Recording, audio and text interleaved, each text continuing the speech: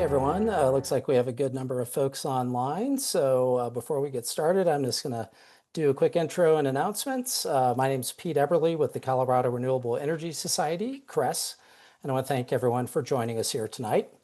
For those of you that are new, CRES and its local chapters provide education, policy advocacy, and community engagement that accelerate Colorado towards a carbon neutral future powered by 100% renewable energy. Founded in 1996, CRES is a nonpartisan statewide 501c3 that is supported by our sustaining individual and business members as well as donations. You can sign up for our newsletter, event announcements, social media, and become a member or donor at www.cres-energy.org. Also make sure to visit our YouTube channel where you'll find over 260 previously recorded presentations and contribute to our 1.4+ million views. A couple quick announcements before we get started on upcoming events. On Thursday, September 18th, 6:30 p.m. at the Odell Brewing 5 Points in Denver, we will have the current state of solar equipment recycling featuring Kate Collardson of GAF Energy. That will be an in-person event, but we'll also have a live streaming option as well. Then on Sunday, September 21st at 6 p.m. at the Jefferson Unitarian Church in Golden, Colorado, we will have Why Solar Gives Civilization a Fresh Chance. This is one of many events going on for Sunday 2025. We're going to have NREL solar pioneer Keith Emery, who will lead a discussion on Bill McKibben's new book, Here Comes the Sun. That event will be in person, but will also be live streamed. And then Thursday, September 25th at 7 p.m., back at the Jefferson Unitarian Church in Golden, we will have the Great American Supergrid Project. That will feature Mike Nelson, who you might know as the recently retired chief meteorologist of Denver 7, who will talk about the prospect for a nationwide supergrid capable of supplying the entire nation with ample clean electricity. Again, 7 p.m. at the Jefferson Unitarian Church in Golden. That will also be have a live streaming option. And then lastly, on Wednesday, October 1st, 6:30 p.m., this will be a webinar on energy markets and what they mean for Colorado and renewable energy. We'll feature Eric Ella, who's an expert in energy markets, and we'll discuss how they work and what the incoming SPP, RTO West, and Markets Plus initiatives will mean for us and our renewable energy goals. You can find details on all this at cres-energy.org, although that last one, I don't have it up yet, but we will be announcing that shortly. So without further ado, I'll hand it over to Michelle Solomon of Energy Innovations. Okay, thanks so much, Peter, and thanks everyone for joining today. I'm going to be talking about some research that my colleague Eric Gimon and I recently did at Energy Innovation, which is a nonpartisan climate and clean energy policy think tank. So we work with really any policymakers who are interested in advancing climate policy and help them kind of understand data-driven solutions to the problems they're looking at. But the title of our research that we recently completed is called Flexible Clean Industry and Sustainable Energy Power Strong Economies, a case study in Pueblo, Colorado. And essentially what the focus of this research was looking at something called an energy park, or really just a combination of renewable energy, energy storage, and flexible electricity usage, all in one kind of general geographic region. And coordination of these resources in such a way that they can kind of act as an aggregate resource overall that can really help power the grid. So the three main components, as I mentioned, are renewable energy, battery storage, which helps smooth out the daily variation in renewable energy, and flexible electricity usage or flexible loads. Essentially just users of electricity who can ramp up and ramp down their usage in sort of concert with how well renewable energy is producing. So for instance, they would turn up production of a factory when the sun is shining and the wind is blowing and kind of turn that down either at night or on a calm day to help integrate that renewable energy into the grid. And these resources can all be kind of located in a fairly small geographic area, such that they would all be behind one substation, or you could just imagine them all kind of in the same geographic area, which is what we did in this study. So this concept of energy parks is gaining popularity around the world. And it's really, there are kind of two focuses with this concept. One is reusing old energy infrastructure, like an old coal plant site or an old gas plant site, and creating a just transition for those fossil fuel communities. And the second focus is serving new industrial scale electricity loads with clean energy. Um, and by kind of self-supplying energy on site, they can, and using energy flexibly, the idea is that those industrial customers would be able to ideally access lower electricity rates that help you then electrify industrial processes and decarbonize industry in that way. So we're kind of talking about co-decarbonization of both electricity and industry here. A couple of examples of where this is happening around the world is in Portugal. There's a coal plant there that closed down in 2020 or 2021 called the Sines Power Station, and they are replacing that power station with solar, wind, battery manufacturing, and hydrogen production. In Spain, they're doing something similar, where they have an old coal plant that's in a pretty rural location, and they're replacing it again with solar, wind, batteries, and really a wide variety of manufacturing, including hydrogen production, but also things like solar manufacturing, wind turbine recycling, and also keeping online some of that old coal plant infrastructure by using something called a synchronous condenser, which can just help with grid reliability. So there's really a lot of different ways that you can imagine these energy parks to be formatted, and it really just depends on what the community is interested in, and also what is compatible with the clean energy production and what can operate flexibly such that they can turn up and down.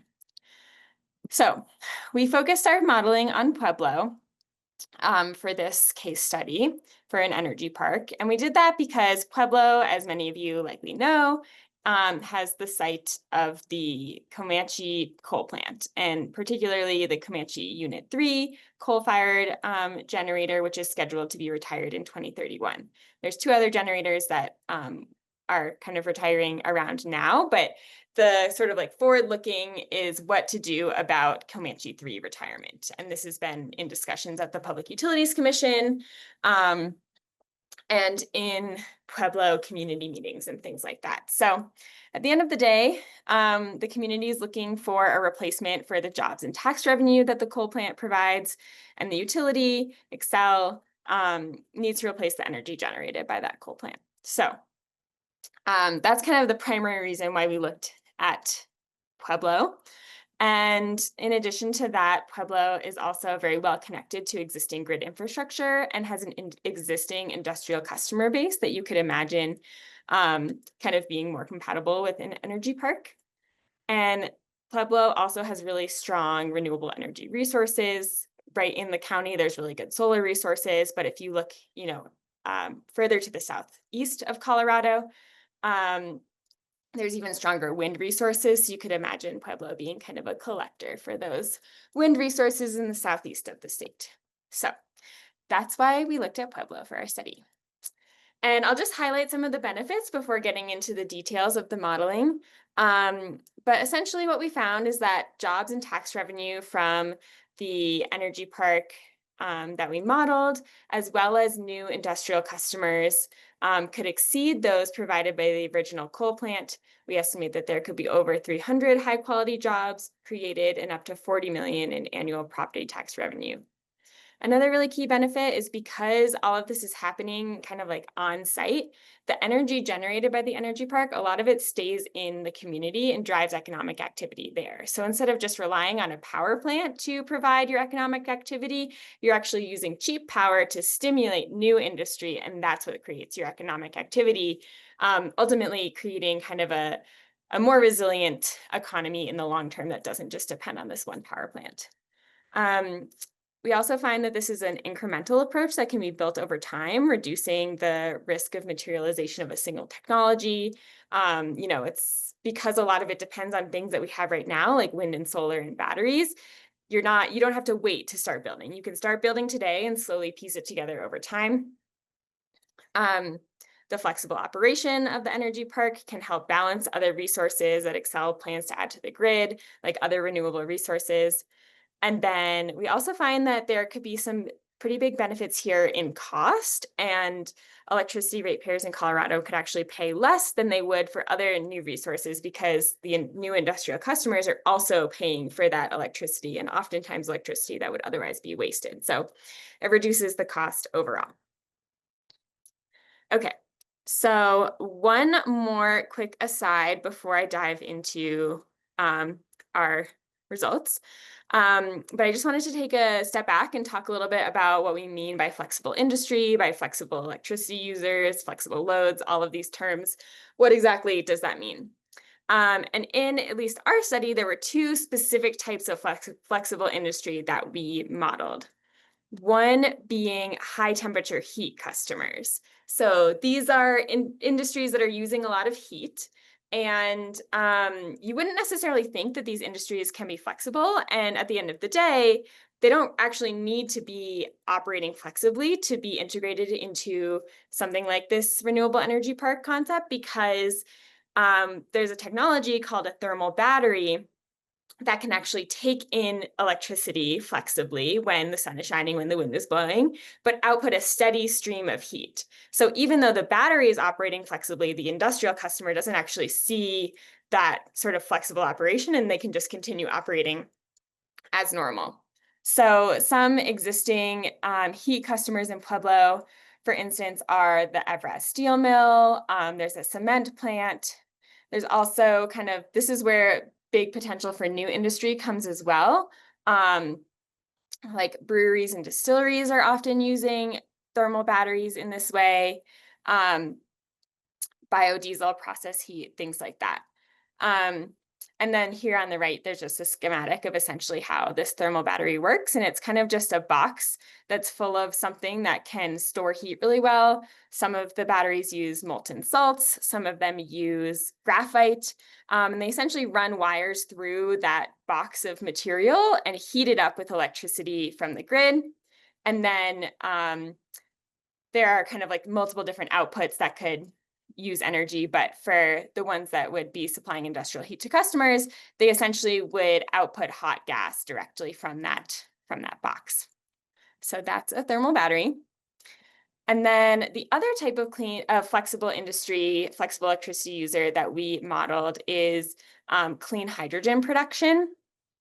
And this is a process that essentially it's called electrolysis, and you take a water molecule and you use electricity to split it into hydrogen and oxygen, and then you get that hydrogen, which you can then use either kind of directly as fuel or as an input to another type of chemical, such as ammonia or fertilizer. So hydrogen right now is used very frequently in fertilizer.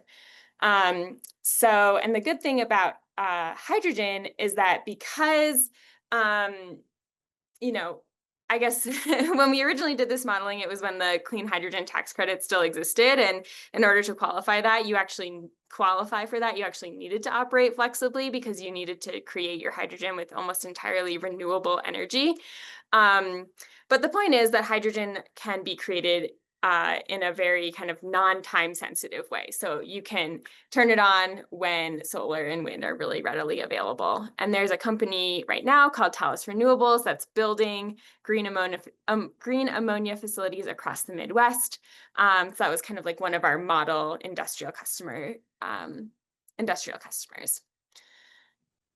Okay, so now I will jump into the details of what we actually looked at for Pueblo and what this energy park how this energy park comes together, at least in our minds in Pueblo. So as I mentioned before, there's multiple different components in the energy park. The first component is wind and solar, which are the energy providers. They're the ones that are generating the energy, they're supplying it to the grid and those flexible industries. The second component is short duration battery storage, those lithium ion batteries that can smooth out hourly and daily variation in wind and solar output. The third component is that flexible industry, using those industries that can use power during high renewable output, reduce usage during times of either low renewable output or high demand of other electricity users. And then we actually modeled one final component, which is sort of just a variation on this flexible electricity user, but it's long duration energy storage. And in this scheme, we considered a thermal battery that could actually be used to provide heat back to a turbine that generates electricity and provide power back to the grid in that way, so that this whole set of components can be really, really reliable and provide electricity back to the grid in the same way that the original coal plant was doing. So, as for kind of where these components might be around Pueblo, we imagined that at the Comanche plant site, you would have a mixture of lithium ion or short duration batteries and thermal batteries, as well as the potential actual plant infrastructure that's providing energy back to the grid. Pueblo, some of you may know already, has a really interesting site called the Puebloplex, which was a former Army Depot chemical storage area that they're trying to redevelop. So we thought that could be a really good candidate for locating things like hydrogen production and more batteries. Those industrial heat users would be where you would have thermal batteries, and then your wind, solar, and other batteries would be located kind of around Pueblo County, with also some wind in Southeast Colorado. So we didn't actually look at the map and say, this is where every single wind and solar project will be located, but just to kind of start conceptualizing, this is generally the idea. Okay, so what we actually modeled. We modeled 2,000 megawatts of solar, 1,600 megawatts of wind, 500 megawatts of 4-hour batteries, 10 thermal batteries, and 400 megawatts of hydrogen production or hydrogen electrolyzers, as well as another 20 thermal batteries that would take heat and reconvert it back to electricity. And what we did with this combination of resources is we tried to see how well it could match up with the kind of the aggregated production and usage of all these resources. Could it match essentially the behavior of the Comanche Unit 3 power plant? And just for reference, the Comanche Unit 3 power plant in 2023 is essentially operating mostly between 60% and 100% of its overall potential output. Larger percentage of the time at around 60%, but at some periods of time, it's operating closer to 90 to 100%. And then you can also see here at 0, there's a big line here, which means that essentially there's a long stretch of time where the power plant wasn't operating because it's actually been a very unreliable unit. So what we did is we tried to pretend that Comanche Unit 3 was actually a good power plant, and we smoothed out its production and just tried to match our energy parks output to this kind of 60 to 100% output throughout the course of the year. So the first step we took was just adding wind and solar to try to match the amount of generation that you get from Comanche throughout the year. And so this graph here, essentially what it shows you is in the purple, you kind of see the output in every week of the year from the combined wind and solar that we modeled. And then in the yellow, you see the target output, or essentially how Comanche Unit 3 behaves. And so you can see that plant kind of behaves in a pretty flat way. You have some ups and downs here and there, but the wind and solar output is quite spiky. You have quite a lot of production in the spring, for instance. Not very much in the first week of the year. You can see almost none here. And so essentially what you see is that you have a lot of times with overproduction of renewables compared to that output of the power plant, but you also have times when you're underproducing compared to the power plant. So essentially with the energy park, what we're trying to do is add more resources to help smooth that renewable output to match the output of the coal plant a bit better. So that's what we did. And then I'll now go through our kind of key findings from that modeling. The first one being that the energy park, when we added all of our additional resources together, could smooth out that variation in wind and solar to match the output of the power plant. So it could be a really highly reliable grid resource and produce energy for the local economy. We also found that it could generate a lot of high quality jobs and tax revenue, and that it could be cheaper than an alternative clean, firm resource like a nuclear plant. So, first key finding. Um, the energy park delivers energy to the grid at actually higher rates than the existing power plant. So we found that the energy park could deliver energy to the grid, meeting that like target output 99% of the time, which if you recall, that was a sort of perfected output compared to what Comanche actually did. And Comanche's behavior was actually only around 90% reliable. So in that sense, we're doing better than the Comanche power plant itself. Another really interesting thing is that 40% of the energy generated stays in Pueblo to generate new economic activity. So what we see here is essentially the modeling results without long duration storage and then with long duration storage. So that ability to give energy back to the grid using the thermal batteries. And we found that with that long duration storage, you could deliver 3.4 million megawatt hours to the grid, which is pretty much that target, the target that we were shooting for to be matching the Comanche output. You deliver 2.5 million megawatt hours to the electrolyzer. Essentially, that overproduction of electricity a lot of that goes to the electrolyzer. 1.8 million megawatt hours goes to the heat battery. 1.2 million megawatt hours could kind of be sold back to the grid. And then you do also have some round trip losses just in battery storage. So that's kind of our reliability result. On jobs and tax revenue, we kind of created a potential build out for how this could happen over time because there are so many different components, you're probably not going to be building everything at the same time. So we imagine essentially that through the early 2030s, you would build out mostly solar, wind, and lithium ion batteries. And then later on in the 2030s, you start building out that thermal storage to provide heat to industrial customers. And then it's really in the second half of the 2030s that you start building out those electrolyzers, those hydrogen production units. And then what that means for tax revenue is that you have a pretty steady state tax revenue from the wind, solar, and batteries. And then again, the thing that really is the economic driver here is the flexible industry. So a lot of your tax revenue actually comes from that hydrogen production unit, as well as the thermal batteries. So that's kind of key here is that even though your solar and wind are providing all of the energy, it's the electrolyzer and that additional industry that's stimulated by the clean energy that creates the tax revenue. We find that we could create a lot of jobs just kind of based off of the typical jobs that are created by a hydrogen electrolyzer, which is sort of just like a chemical plant, for instance. So you have a lot of high quality jobs like production operations, engineers, installers, maintenance, things like that, things that would be similar to a coal plant that would kind of be good replacement jobs for that coal plant.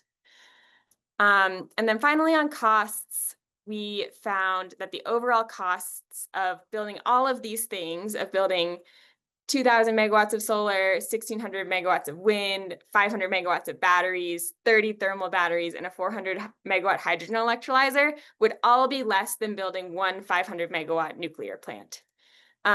So this bar on the right shows you how much a nuclear plant would cost. This is with the investment tax credit available. Whereas the bar on the right shows you how much all of these resources would cost, and it also breaks it down by customers. So you see that even though the overall total is close to $7 billion here, the existing electricity customers actually pay less than half of that because the new industries are paying for a lot of that electricity as well, and not just the sort of like residential electricity customers. And these numbers will probably change a little bit in the future because of the loss of the investment tax credit for wind and solar. But just to give you an idea of how much cheaper building all of these things are compared to building something like a nuclear plant. So in conclusion, I'll just go through some of our conclusions here before stopping the slideshow and taking questions. But overall, this energy park combined of wind, solar, batteries, and industrial customers offers a really compelling way to create a really reliable resource that could replace a power plant like the Comanche power plant, while also stimulating local economic activity for jobs and tax revenue. The overall costs are cheaper compared to something like a nuclear plant. And then because it has this flexible approach and to economic diversification, you can build things out one by one, and you don't have to wait for one big kind of pie in the sky project to replace a plant with clean energy. So, yeah, I will leave it there. And but it looks like we maybe have a few questions. Yeah, so the first question on SMRs being a viable source of green energy. So yeah, that was kind of that last comparison we made there at the end, was comparing the energy park to the nuclear plant, mainly just in terms of cost. And what we saw is that the energy park came out at like maybe 2/3 of the cost of a nuclear plant, with only half of that being, allocated to the regular electricity ratepayers. So the main finding that we found here is just that something like an energy park could just be significantly cheaper than a nuclear plant. And then just in addition to kind of like the developmental uncertainty of building a nuclear plant, just being that it's still kind of an active area of research and development, and there haven't been a ton of nuclear plants.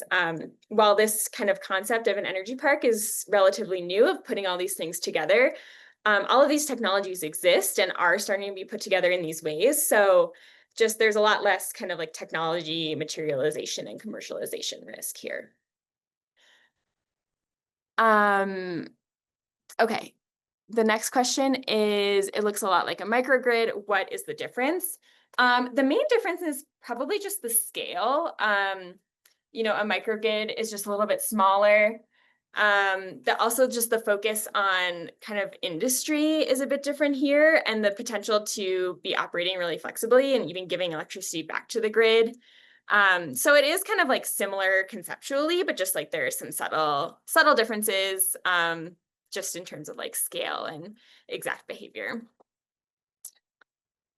The next question from Ken says, did you look at models with lithium iron phosphate batteries compared to lithium iron?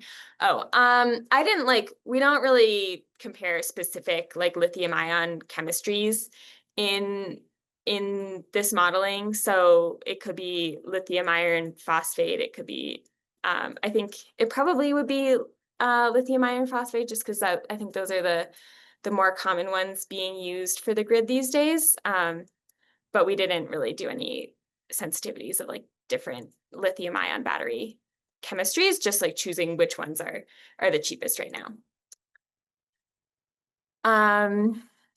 Okay, let's see. Your jobs modeling seemed heavily reliant on electrolyzers. Is there a ready market for this? If not, how would this impact your modeling? Could a data center be an alternative, or could the park also just provide more electricity to the grid? Yeah, so that's a great question. Electrolyzers are definitely a kind of like growing industry. That's kind of why I showed on the sort of like potential build out of resources. Electrolyzers tend to come in a little bit later. But as I mentioned a little bit earlier in the presentation of like the types of flexible loads out there, there are companies today that are building electrolyzers, such as Talus Renewables, which is building electrolyzers that then go into ammonia production in the Midwest. There's also a company in Texas called Intersect Power that's building a 400 megawatt electrolyzer, kind of similar size to the one that we modeled, to be powered by wind and solar. So yeah, I would say it's definitely still emerging, but I think there's a lot of good examples of that emergence. And then I guess if electrolyzers don't arise, I think that's one kind of strength of this approach, is that it doesn't necessarily rely on a specific type of industry. It could if you don't end up having the electrolyzer, you could have more industrial users who want to use clean heat or something like that. And we didn't, this wasn't like a super, um, I guess, like sophisticated jobs analysis. So we didn't look into all of the details behind all of the jobs at all of the potential industries that could be using heat. But I think there's a lot of other types of industries that could come in if the electrolyzers ended up not panning out. And then the final part of the question on could a data center be an alternative, or could the park just provide more electricity to the grid? We did actually model a data center in one of our scenarios in the modeling. That's kind of like in the appendix of our report if anybody is interested to look at that. But um, essentially, the trickiest part about data centers is just that right now they're not operating super flexibly. So it's hard for them to play that role of like the flexible electricity customers. I think that with some of the new data centers that are being built that are more for the AI training, that doesn't need to happen at specific times, like those could potentially be a better fit. And there are also a few companies that are generally trying to explore ways to make data centers more flexible, so that those could work well. Um, but in our additional scenario, we kind of just like added some additional wind and solar and batteries, and you could encompass a data center as part of the energy park as well. Although I should say that I don't think the jobs potential from data centers are quite as strong as some of the other industries, although tax revenue could be high. And yes, you could also provide more electricity to the grid. We limited in our modeling the output to essentially like the output of the Comanche power plant right now, just like assuming that that's how much electricity could be transmitted back to the grid based on the transmission infrastructure that's there right now. But if you were to either upgrade that transmission infrastructure or if we just made the assumption that that's how much capacity there was, if there happens to be more, then you could also give more electricity back to the grid. Um, okay, we have a question from Nathan. Adding solar and battery capacity would be pretty simple. Did we model potential future energy demand increases as well?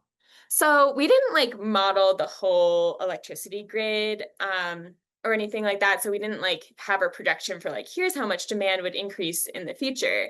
And actually, I mean, we sort of do require for this modeling to sort of work is that you would need demand to increase in the Pueblo area because you need industries in Pueblo to be soaking up that extra electricity when the wind and solar are kind of like overproducing in that way. So yes, we do need demand increases to kind of like help smooth all of this out. Okay. Derek says, I need a good response for CSU when they say we need to decrease our credits for rooftop solar to pay for the loss of revenue. Did you learn something from this study that I could apply here? Let's see. I don't know that I exactly understand the question. I guess, is it, maybe I'll go to the next one, and maybe Derek, if you could just add a little bit more to like what you mean there, or I don't know if it's possible to unmute him to expand on that, but I'll come back to that one maybe. What was the longest duration of your modeled battery storage, hours of discharge per cycle? That's a good question. I don't remember off the top of my head what the typical output of the thermal batteries are. So I'm not going to speculate, although I'm happy to get back to you and share that with Peter. Are you interested in collaborating on energy forecasts? We don't do a ton of energy forecasting, but I wouldn't totally rule it out. Okay. If you're curtailing energy, it's more effective to direct it towards producing green hydrogen or increasing storage capacity to preserve it. Do you have a strategy in place to manage and store this extra energy? I would say that's exactly what we were going for here, is figuring out what to do with the excess energy that's generated like in the spring, for instance. So the overall strategies to manage and store the excess energy are to both use those flexible electricity customers to use the energy when it's available, but also things like long duration energy storage to store it for then when it's needed and can output back to the grid. So yeah, I guess that was our whole goal of this modeling exercise. Well, Michelle, I have a question sort of on top of Sabir's, and it brings up something I feel like I've read, out there is even though we kind of don't like curtailment, there could be sort of a balance point of where a little bit of curtailment is worth it relative to, just like the point of diminishing returns. So if you Yeah. overbuilt your hydrolyzers and storage and didn't have enough excess capacity, then you'd be losing out on that other side. Yeah, I mean, I guess I would say that inherently curtailment isn't necessarily always a bad thing, as you said. Like, just in order to have enough energy to power us with renewable energy during kind of the low output times, it means that we have to overbuild. So, yeah, we're going to have curtailment as we move towards higher and higher penetrations of renewable energy. And the main thing is if we can use the energy, if we can use more of that curtailed energy, I think one of the key points is that it reduces the cost overall because you're kind of like have the same energy resources, but you have more people paying for that energy. So it reduces the cost to like the regular electricity customers. So yeah, curtailment is going to be a necessary part of a clean energy future, but like to the extent that we can have flexible users of electricity use the electricity that would otherwise be curtailed, that's going to be a really good economic story. Great. And I have a follow-up question. In terms of who's running the show, and this kind of plays on, I think, what Derek was getting at. If this is all sort of behind the meter, some sort of third party, then all of a sudden the utility, whether it's Excel, Black Hills, CSU, are kind of losing out, and then they're going to look for ways to kind of make up that lost revenue. I'm assuming in this scenario, Excel would be part and parcel to, what is going on. They're not being cut out, and everyone's kind of in partnership, so to speak. Yeah, I mean, for this to work, Excel would have to kind of be a key partner in this and like um one of the trickiest things about this concept is like the coordination of the resources in like this manner that like is well orchestrated and means that the flexible users are using the energy when it's available and the batteries are charging at the right times and all of that, and like that operator of the energy park is kind of like the key piece of the puzzle. And I think it would potentially be a natural fit for Excel to be doing that. But yeah, that's definitely a key point. Okay. I see another question from Randy. I'll let you go ahead and take it. Okay. Let's see. Given the complaints about times to connect to the grid, could part of the energy park be a design that allows for more rapid um, interconnection?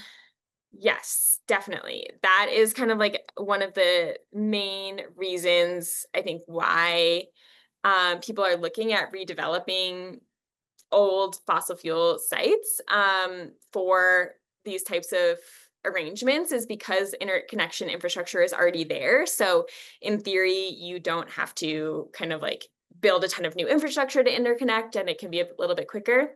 And then also just if you're self-generating electricity that you're using, then you have to use the grid a little bit less, more on like the load interconnection side for new loads coming online.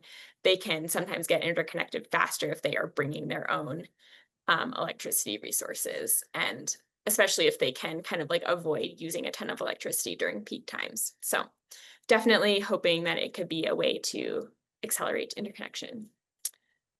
Um, as for the question as to why Pueblo County asked Trump to keep Comanche going, um, I think that, I mean, I don't know. There's a lot of I'm not in the brains of Pueblo County, but I think that there are concerns about what's going to happen to jobs and tax revenue once the plant closes, and Um, I think those concerns are really front of mind for the county, and that's why it's like really important to figure out a good solution that is creating affordable electricity, ideally clean electricity, and also the jobs and tax revenue that the county needs. Um, was your customer for the study Excel Energy or the city of Pueblo or a third party? We didn't have a customer. Energy innovation, we don't really operate as like a consultancy. So we did this study because we are personally interested, or professionally and personally, I suppose, interested in advancing a clean energy economy. And we saw this as a really interesting case study. So we did we pronounce we presented to a good amount of people in Pueblo. I don't know specifically about the Pueblo Economic Development Council.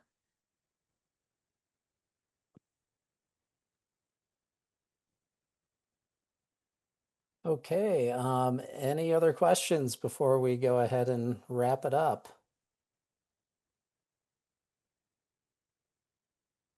I guess would it almost be safe to call this idea, it's almost like an industrial version of a virtual power plant in a way. Uh, Yeah, yeah. I mean, it's definitely like getting at that same concept of like combining a bunch of different resources together to work in the way that just like a normal, like, on-demand power plant would. Um, so yeah, I think that's definitely a similar concept.